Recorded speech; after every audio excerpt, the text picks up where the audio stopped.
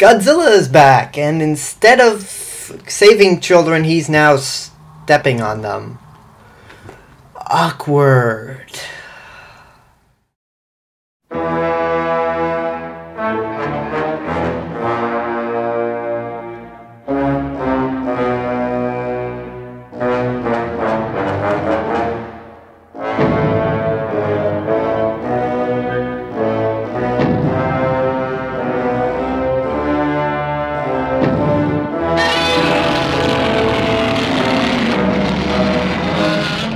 But whatever. Godzilla is back, and back to his roots. Alleluia. This movie takes place 30 years after the original Godzilla, and despite the Japanese poster being called Godzilla, it is a direct sequel to the original one, meaning it ignores all the movies from Godzilla Raids Again to Terror of Mechagodzilla. The story takes place 30 years after the death of Godzilla back in 1954.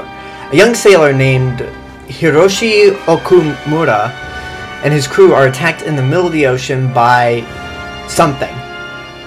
After that, a reporter finds his ship and him. He's the only survivor of that ship, and he's brought back to Tokyo. He then later confirms that the thing that attacked him was, in fact, another Godzilla. The news is kept secret by the Prime Minister and the Japanese government until a Soviet sub is destroyed by Godzilla. Since the Soviets blame the Americans for the sub, the Japanese finally break the news that a new Godzilla has indeed emerged. And sure enough, Godzilla attacks a nuclear plant to regain energy for his assault on Tokyo. So this is basically the Batman Begins for Godzilla in a sense. After a string of goofy movies, they decided to bring Godzilla back to his roots as a metaphor for the atomic bomb. And they do it quite well in this movie, actually. Originally, Ishiro Honda was asked by Tomoyuki Tanaka to direct the movie, but he declined it because he was working with his friend Akira Kurosawa on some of his movies. Plus, he was not happy with how Godzilla changed. But this would have been a perfect opportunity for him to direct Godzilla and for him himself to bring him back to his roots. But this movie is still good with that, even without him. This is also the first Godzilla movie since the first one that actually scare me. I mean, this movie was made in 1984. If there's one thing I've learned from movies in 1984, it's that the movie music is creepy at times. I can name 3 movies right now that have really creepy music. Nightmare on Elm Street, The Terminator,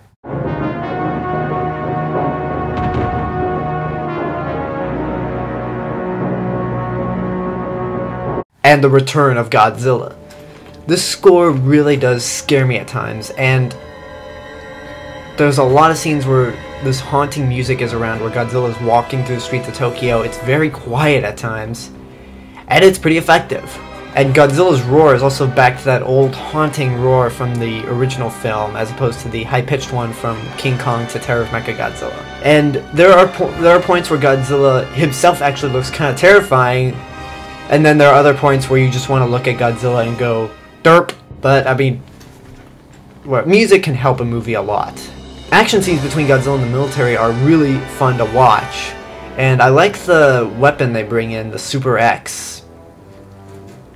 Because, hey, you gotta have a really cool weapon at times, and Super X does well. Now, the downside for this movie is because Godzilla is on his own once again, the human characters need to be a little more compelling since he's not fighting another monster. And unfortunately, these characters don't hold a candle to the original characters in the original Godzilla. And that probably has to do with the fact that I have seen the Japanese version without English subtitles. I had to do research on Wikipedia to see how the Japanese version works, since I saw it without English subtitles. So I know that's probably unfair for that, but until I can actually watch the movie with subtitles, that's what I have to say about the human characters. I also love that they bring in the whole Cold War tension, since I wasn't alive during the Cold War, thank God. But the fact that this movie plays in the tension between the Soviets and the Americans, with the Japanese caught right in the middle, is pretty good, since Godzilla is a metaphor for the atomic bomb, and when the Japanese ask the Soviets and Americans for help, they suggest nuke Godzilla, which will not work for shit. And I think it's pretty interesting that they updated Godzilla for the time period this movie took place, but by today it's outdated. But it's still, I would imagine it was terrifying at the time. I may have had some complaints about the movie, like Godzilla looking a bit derp-ish, and the characters not being as complex as in the original movie, but the things that this movie gets right, it really gets right. The models look really detailed. Godzilla is once again back to his menacing, destructive self. The action scenes are really fun to watch. It's worth seeing in your lifetime. And this also marked the first time where a major US re-edit has been made for this movie. The US got this movie a year later, and it was called Godzilla 1985. It's the same story as its Japanese counterpart, except here we have scenes involving the Pentagon, which is interesting that we get a US side of the story, along with recasting Raymond Burr as Steve Martin. However, they refer to him as Mr. Martin because I'm pretty sure they didn't want people laughing every time the words Steve Martin were said. The American actors, aside from Raymond Burr, are horrible. I mean, the dialogue consists of a lot of horrible generic lines that you would hear from a Roland Emmerich or a Michael Bay movie. There's also one point where this movie was originally intended to be a comedy, like Woody Allen style, which Raymond Burr said, no, you cannot do that with a subject matter this serious. The only line of dialogue left from that original script was, that's quite an urban renewal program they've got there. And this is during the middle of Godzilla's rampage, after he's killed millions of people and destroyed a bullet train with more people on. When I see those American actors, my brain hurts. Also, when did the Pentagon stock up on a lot of Dr. Pepper vending machine? There's a lot of product placement in this movie for Dr. Pepper. I mean, you cannot miss it. Thanks a lot, E.T. And the one change that I find kind of cruel is that in the Japanese version, the Soviets accidentally launch a nuke that's targeted for Godzilla. And this is a point in the movie where Godzilla is knocked unconscious in the middle of Tokyo. In the US re-edit, they change it to where the Soviets purposely launched the nuke at Tokyo just to make the Soviets look like dicks. Also, their subtitles, they subtitle what the Soviets are saying.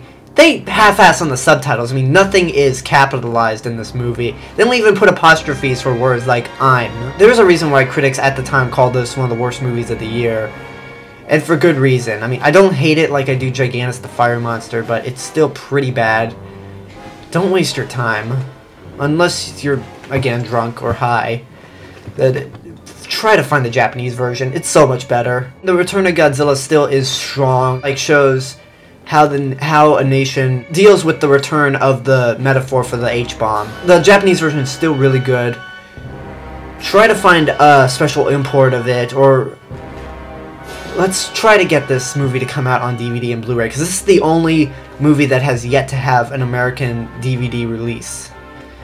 So I hope it comes to DVD in the US one day, and that's about it, because the Japanese version's really, really good. But if you really do want to see the US version, then I'll put a link to it in the description box, because the US version in widescreen is actually available on dailymotion.com. It's in 2 parts, but it's there, and in pretty good quality, I might say. So if you're curious enough, see for yourself. So that is my review for The Return of Godzilla and its counterpart, Godzilla 1985. Now, it's actually a little hot in here. I'm going to open a window for a second. There we go. Holy shit! Look, go away, Godzilla! I don't know how fictional characters can actually exist, but go away. I gave your movie a good review. I may have crapped on your American re-edit, but just go away. Okay, no, that's the border part!